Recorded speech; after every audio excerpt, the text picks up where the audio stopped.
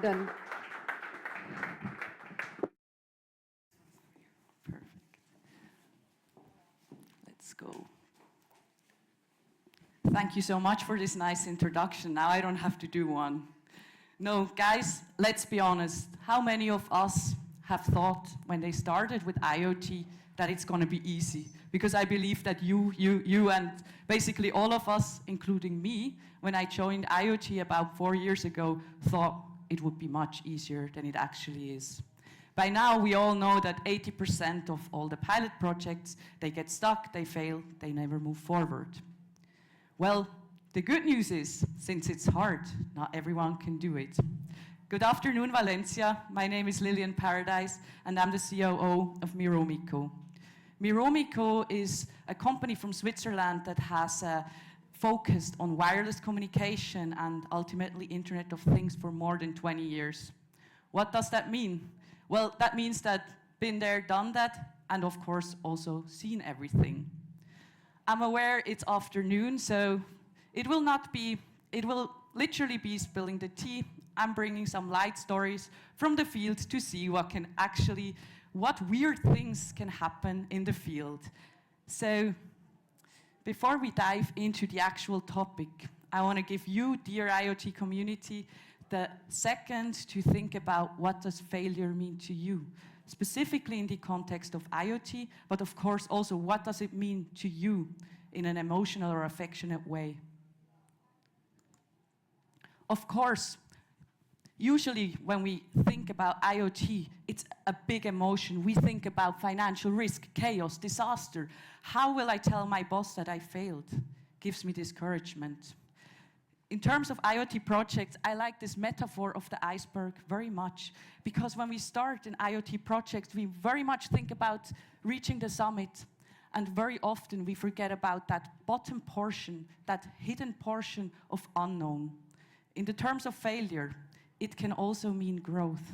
It can mean that we know what we shouldn't build or what we cannot build and what we have to do in the future. So for us at Miromico, this really means that it's an opportunity to grow. And we believe that if we don't dare, if we don't have the courage to do something new, we will remain where we are. And having the courage to try means that sometimes, or very often, we're going to fail. That's the bitter reality. Now, when we think about IoT, IoT is just much more than a thing, and actually, it's also more than the things. We think of IoT as a chain of building blocks, and this is just one view that we could show of these different building blocks. And there are also many different ways how we could connect these blocks successfully. Unfortunately, it's always the same. If one of these building blocks cracks, or even if we connect them the wrong way, that means that we will fail. And failing means financial loss and, of course, uncertainty. I would like to start with the first story that's coming from water management. It is a real project, and it was actually one of my very favorite projects. Wonderful use case. We had the honor of designing a hydrant cap that is supposed to send an alert whenever it's triggered. So this use case is very beautiful because it's impacting sustainability, and of course it also helps the waterworks to save money. Beautiful setup. Our partner was a visionary. We had a proper setup really from hardware to the cloud. So everything seemed to be on the perfect track. Even we had a very elaborate technology approach. We were thinking about international deployments, had multiple connectivity options with elaborate algorithms to switch in between them. We did successful lab tests, successful field tests, and with biggest confidence, we started to deploy in the field. So what happened? We had a couple of, or actually quite a few sensors deployed in rural areas that kept on sending and sending and sending these alerts. And we were like, that's weird, we're in rural areas. Well, what we forgot is that we're in Switzerland. There are places in Switzerland where we have more cows than actually humans. So what happened actually is that a cow, or several cows, seemed to really like these hydrant caps, and they were licking it, and that resembled the motion of someone opening the cap to the sensor so similarly that it kept on triggering alarms.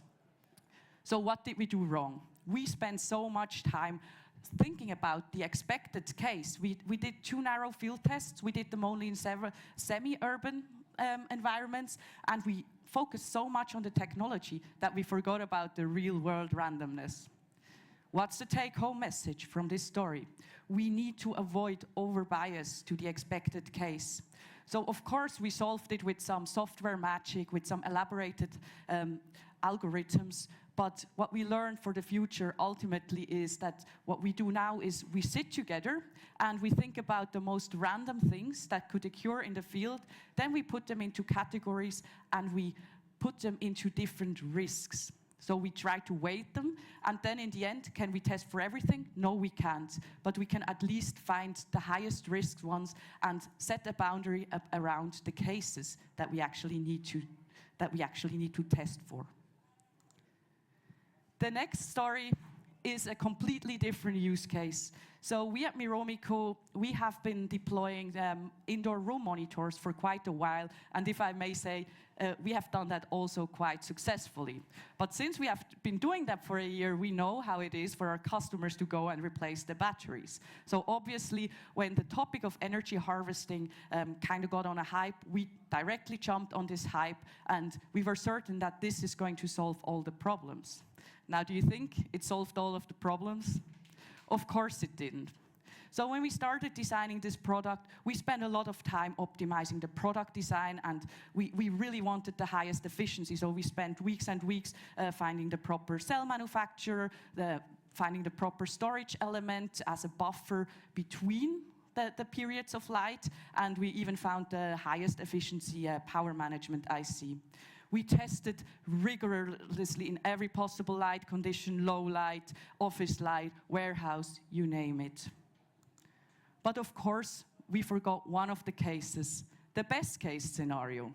We were testing so much for the worst case scenario for low light and weird light or ambient light that we just extrapolated that it will work even better when there is too much light. But it turns out that some of our customers deployed them with so much sun exposure that the power management IC was underdimensioned, and ultimately we had to collect quite a lot of devices from the field because they irreversibly failed. What did we do wrong here?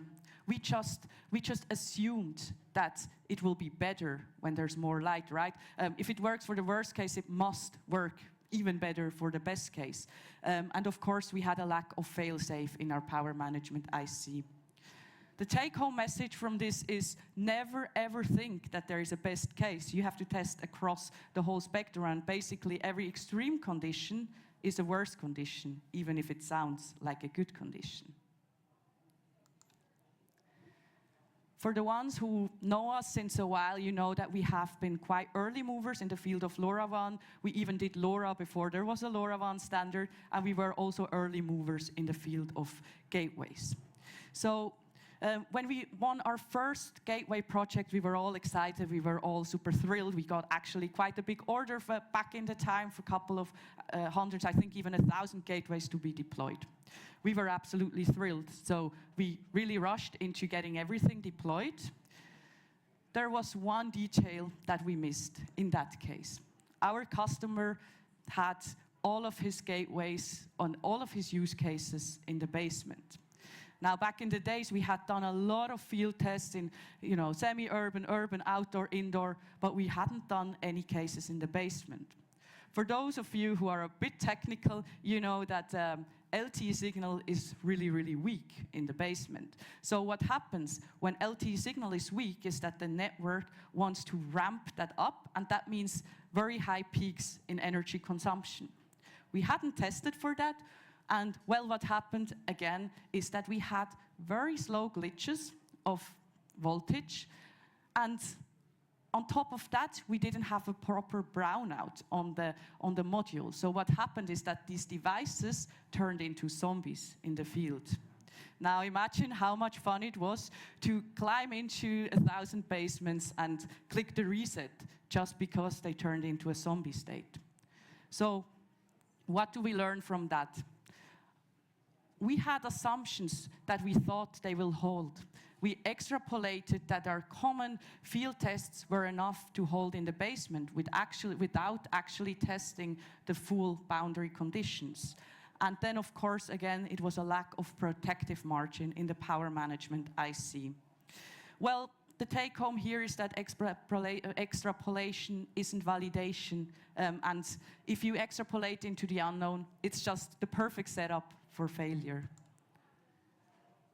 Now I want to take you to a different project. It was a project with a huge customer, and again, we were thrilled. We had one of the most successful POCs. We actually deployed a lot of sensors, and their management, even the C-level management was involved. Everyone was super thrilled. So what could go wrong? They basically already signed the contract, basically. But then the planning phase started. And what happened there? Well, it was a wonderful planning phase. We had a lot of great cross-team collaboration, but we spent more than a year planning and refining. And what we like to say in German is die eierlegende Wollmilchsau, which means a cow, no, actually a pig that can do eggs and also gives wool and milk. So we were building something that wasn't even hitting the market anymore. We were just moving on without actually having anything implemented yet. And that really made us lose the time to market. And ultimately, when we presented the project plan and the project cost, the project was killed in a second.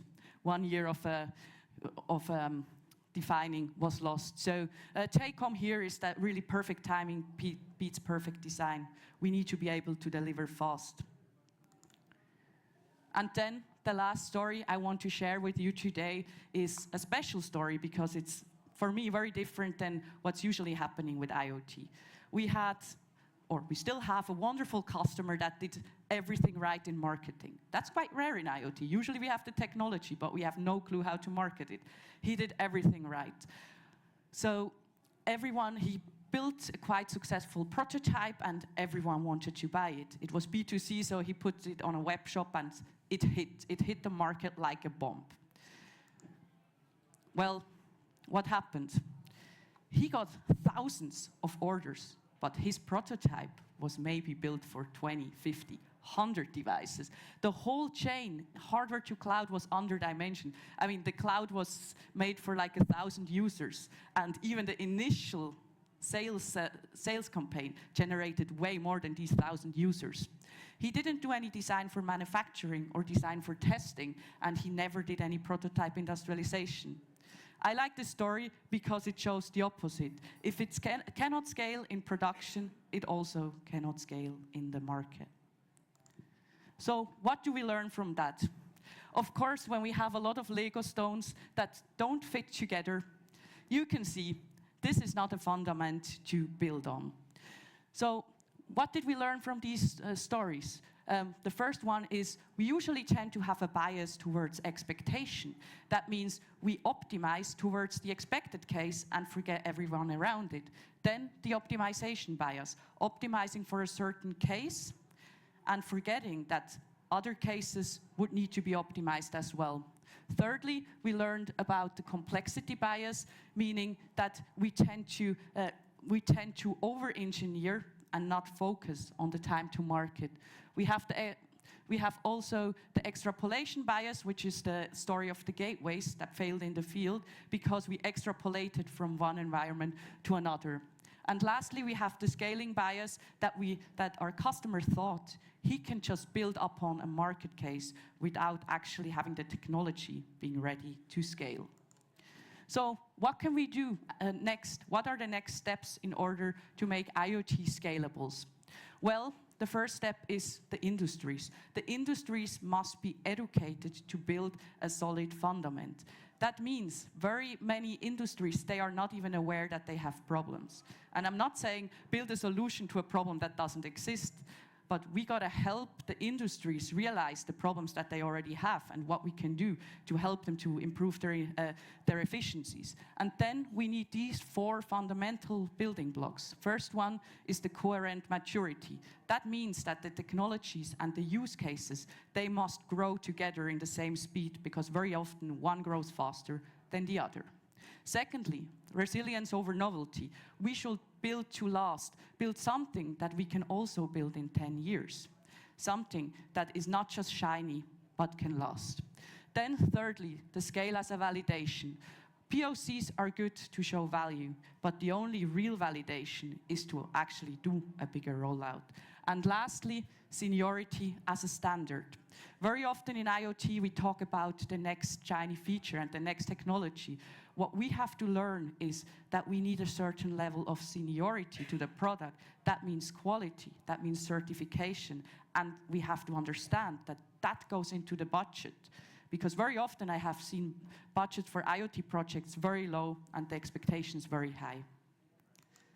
I would like to close this with the last slide. Our failures have taught us bias, but of course our successes will define the standard. Thank you very much.